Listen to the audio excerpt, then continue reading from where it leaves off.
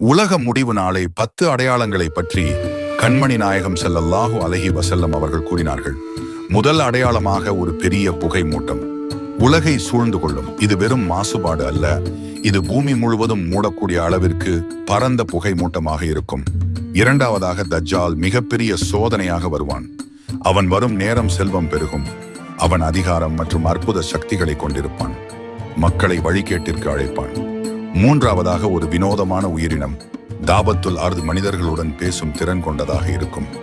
நல்லவர்கள் யார், கெட்டவர்கள் யார் என்பதை அடையாளம் காட்டும். இது பூமியிலிருந்து வெளிப்படும் போது உலகம் முழுவதும் பரபரப்பு ஏற்படும்.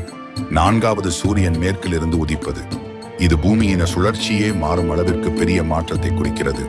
இது மனித குலத்திற்கு ஒரு பெரிய எச்சரிக்கையாகவே இருக்கும். ஐந்தாவது நபி ஈசா அலைஹிஸ்ஸலாம் அவர்கள் வருகை.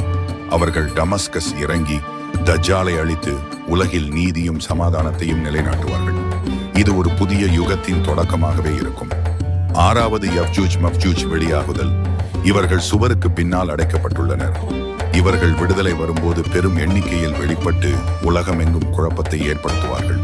ஏழாவதாக கிழக்கே ஒரு பூகம்பம், எட்டாவது மேற்கே ஒரு பூகம்பம், ஒன்பதாவது அரபு தீபகற்பத்தில் ஒரு பூகம்பம், பத்தாவது இறுதியாக ஏமனில் இருந்து புறப்படும் தீப்பிழம்பு மக்களை விரட்டி சென்று ஒன்று சேர்க்கும்.